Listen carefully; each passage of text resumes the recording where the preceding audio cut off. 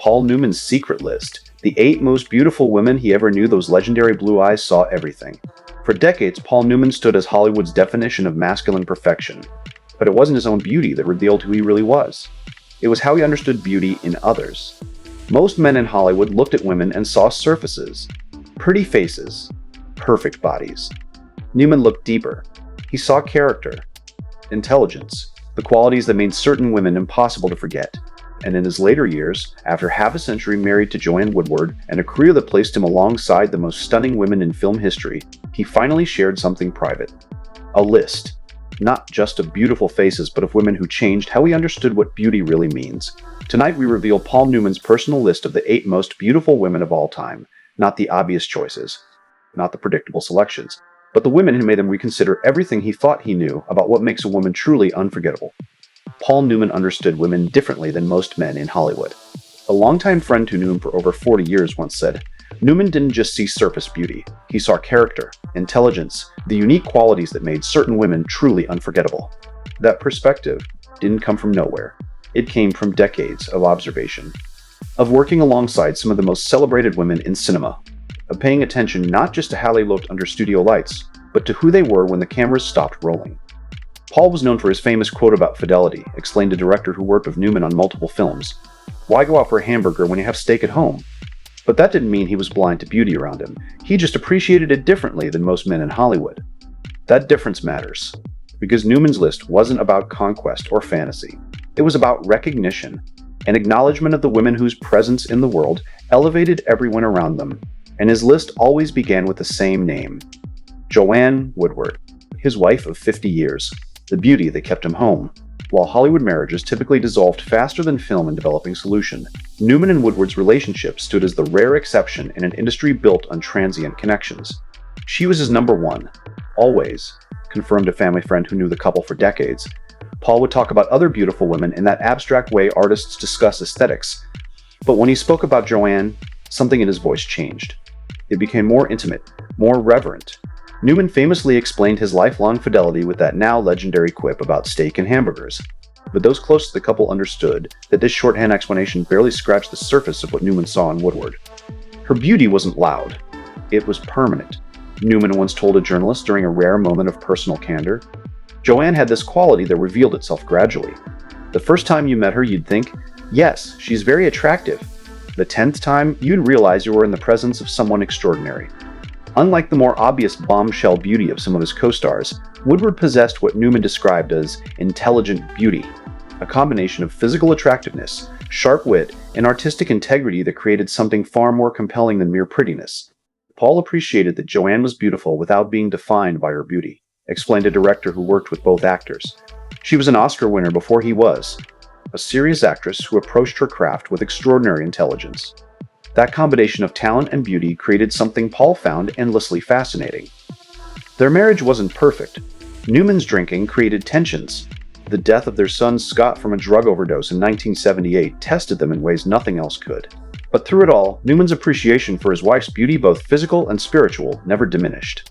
Even in their 70s, you catch Paul looking at Joanne across a room with this expression of absolute wonder, remembered a friend who knew them in their later years. It wasn't nostalgia for how she looked when they were young. It was appreciation for who she was at every age. For Newman, Woodward represented beauty that evolved rather than faded.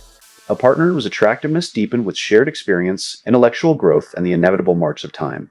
In an industry obsessed with youth and preservation, Newman's enduring appreciation for his wife offered a different understanding of what makes a woman truly beautiful.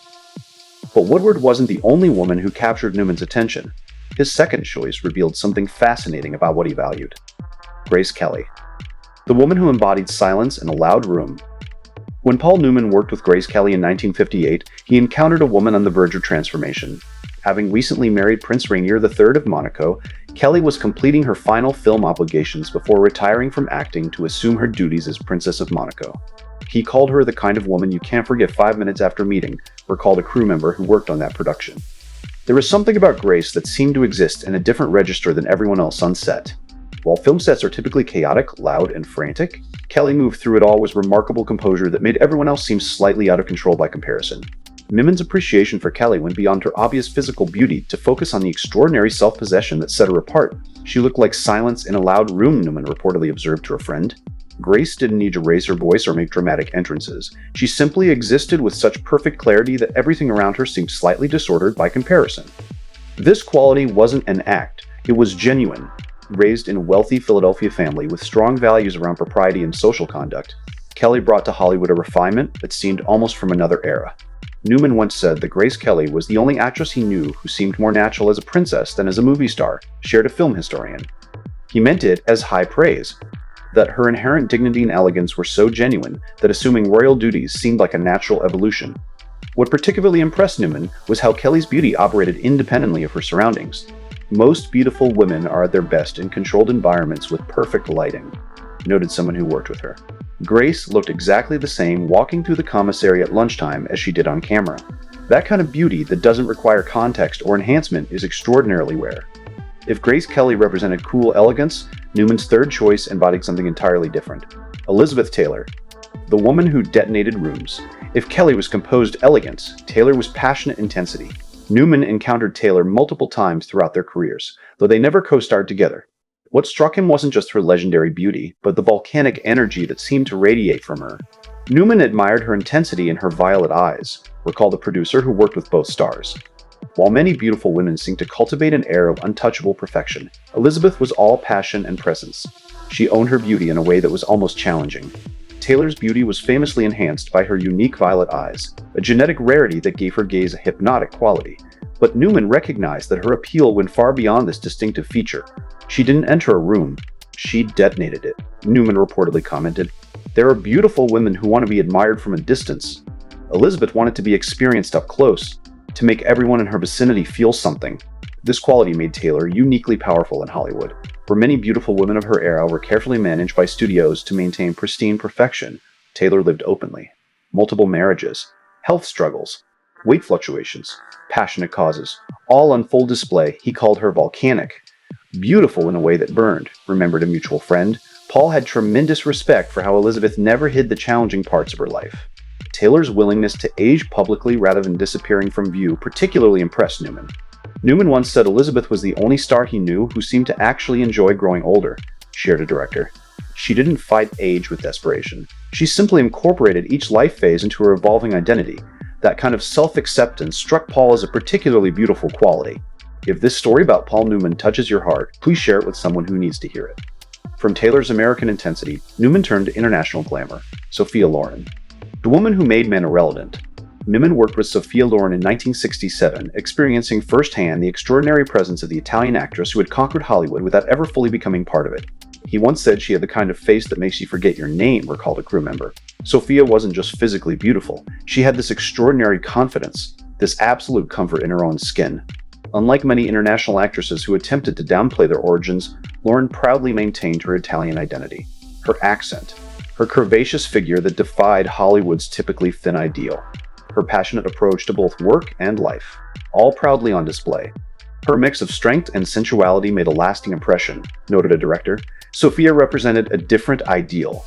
She was unapologetically womanly, intellectually sharp, and completely uninterested in making herself smaller to accommodate anyone's discomfort with her power. This refusal to diminish herself particularly impressed Newman. Every man in the room was irrelevant when she walked in, Newman reportedly commented. What made Sophia extraordinary wasn't just how she looked. It was that she never seemed to need anyone's approval for how she looked. She carried herself with absolute certainty that she was enough exactly as she was. Lauren's beauty was enhanced by her willingness to use her face expressively in performances. Unlike many beautiful actresses who carefully maintained composed expressions, she laughed broadly, cried convincingly, created characters with emotional depth. Newman admired that she was an actress first and a beauty second, explained someone familiar with both careers. That artistic integrity made her beauty more authentic because it wasn't something she felt she needed to protect at all costs. From Lauren's sophisticated sensuality, Newman turned to revolutionary natural beauty. Bridget Bardot, the hypnotic rule breaker.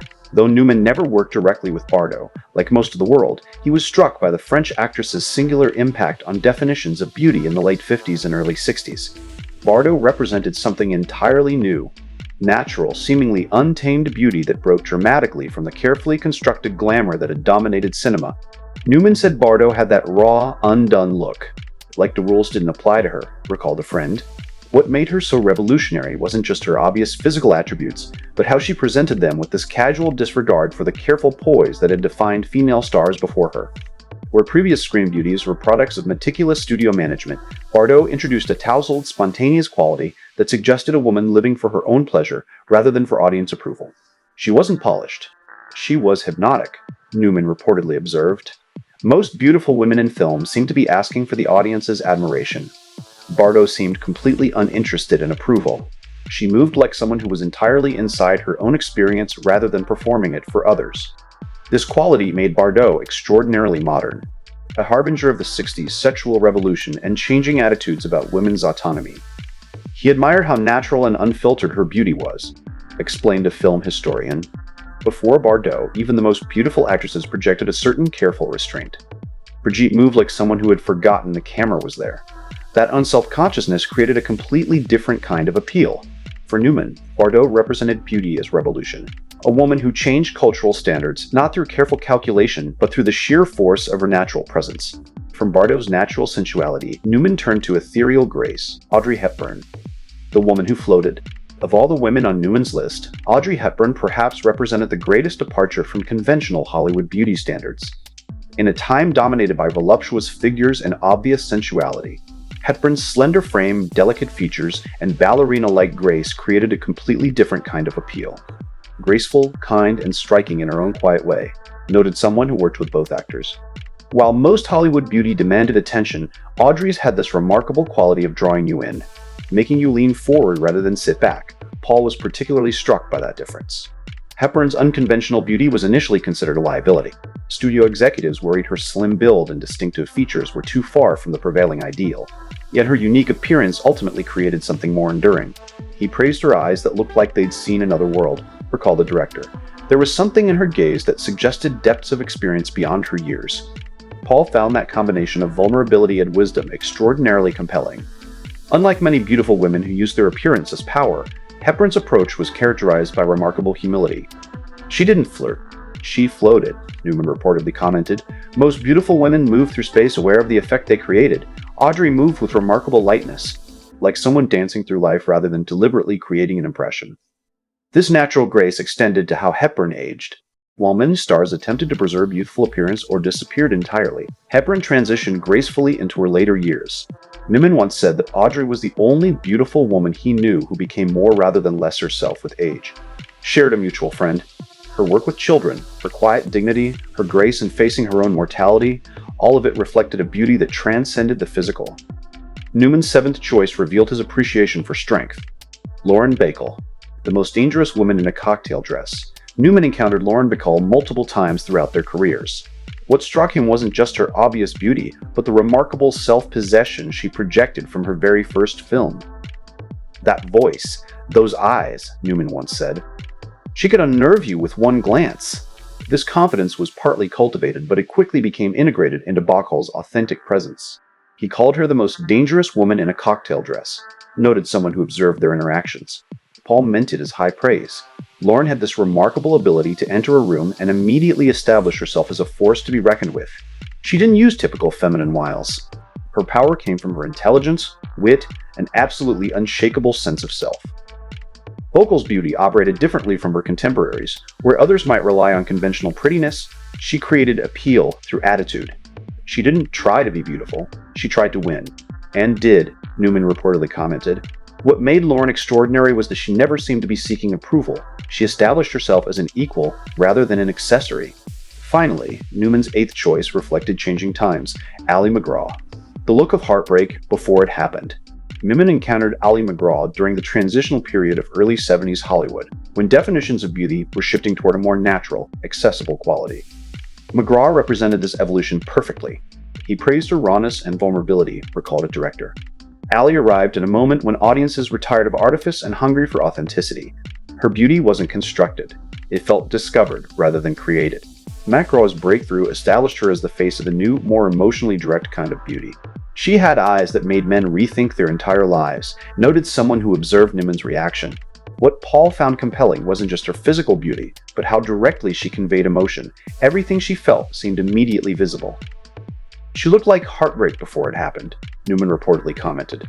Most beautiful actresses work to conceal vulnerability. Ali did exactly the opposite. She made vulnerability her strength. As we look back at Newman's assessment of these 8 extraordinary women, what emerges isn't a conventional list of the most physically perfect faces, but a thoughtful exploration of how true beauty transcends mere appearance to encompass character, intelligence, and authentic presence. From Joanne Woodward's enduring appeal to Grace Kelly's regal composure, from Elizabeth Taylor's volcanic intensity to Sophia Lauren's confident sensuality, from Bridget Bardot's natural freedom to Audrey Hepburn's ethereal grace, from Lauren Bacall's commanding strength to Ali MacGraw's emotional transparency, Newman recognized that genuine beauty operates on multiple levels simultaneously.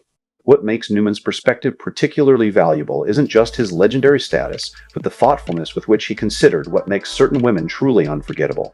He was married, he was faithful, but he wasn't blind, observed a longtime friend.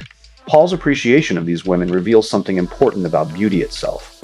That the most compelling kind doesn't exist in isolation, but emerges from the integration of appearance with authentic character. This understanding informed not just his professional assessments, but his personal choices.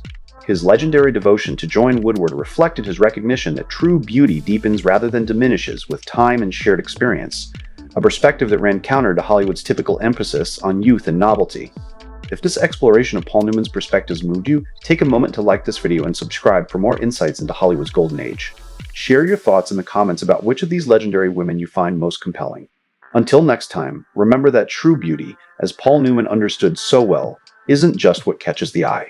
It's what captures the imagination and stays in the heart long after the first impression fades.